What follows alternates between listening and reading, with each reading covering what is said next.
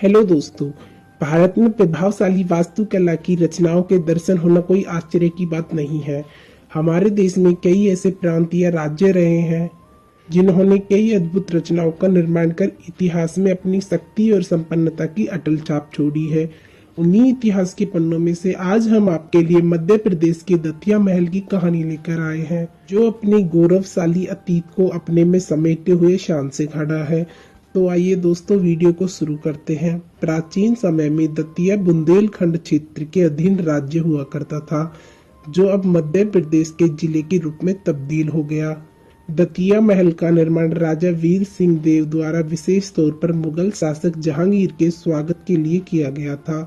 ऐतिहासिक दस्तावेजों के अनुसार जहांगीर ने ही राजा वीर सिंह देव को दतिया का शासक बनाया था। इसीलिए जीवन के अंतिम पड़ाव तक दोनों की दोस्ती मजबूत रही। दोस्ती की मिसाल यह ऐतिहासिक इमारत बुंदेल शासकों द्वारा बनाई गई सबसे बेहतरीन इमारतों में से एक है। महल में आज भी कई सुंदर और बेशकीमती मूर्तियां स्थापित हैं और महल के छत से नगर का खूबसूरत दृश्य भी देखने को मिलता है। तो चलिए दोस्तों, आज हम इस वीडियो में जानते हैं दतिया महल के बारे में कुछ दिलचस्प बातें।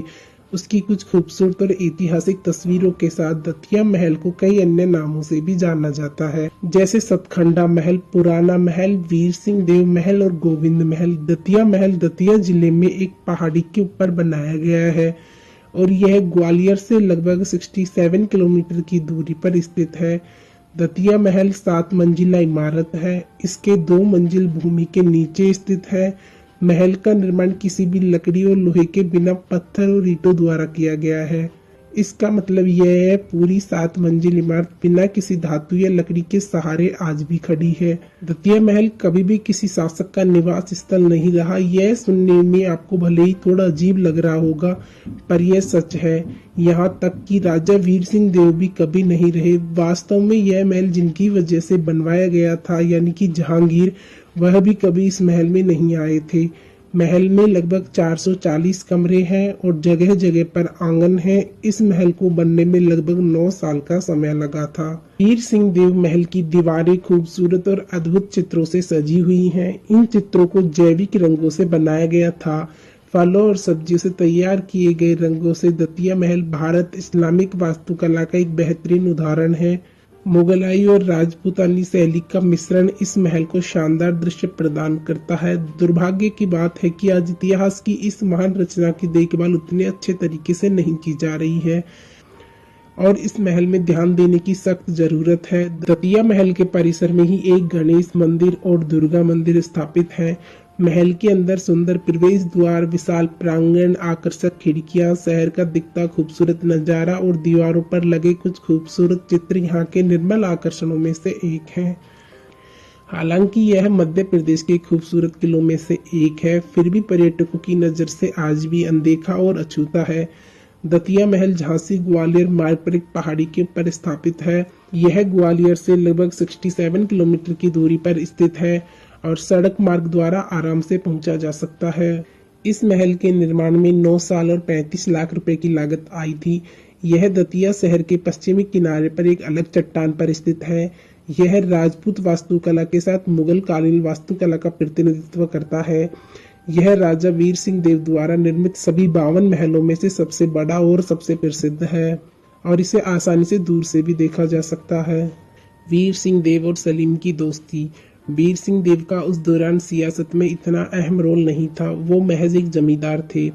लेकिन सलीम की तरह वो भी शहंशाह की नीतियों के प्रशंसक नहीं थे।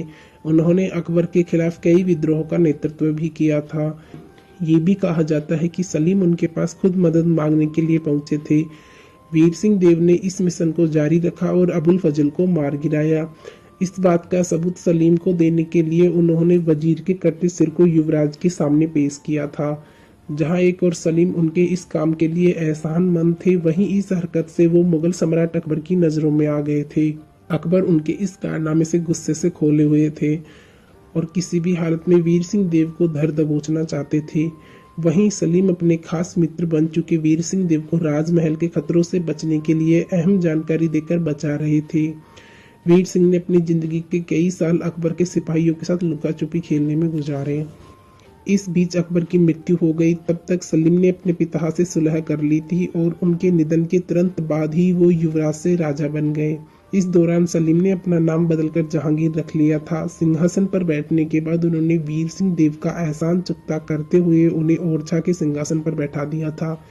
सालों बाद जहांगीर ने अपने पुराने मित्र से मिलने की घोषणा की और अपने साम्राज्य में 52 इमारतों के निर्माण के लिए हरी झंडी दे दी। इसमें से एक जगह दतिया थी जिसे उन्होंने वीर सिंह देव को उपहार के रूप में दिया था।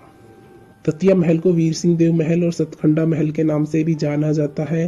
प्लान के मुताबिक शहंशाह महल में आए और ओरछा जाने से पहले एक रात उन्होंने इस महल में गुजारी।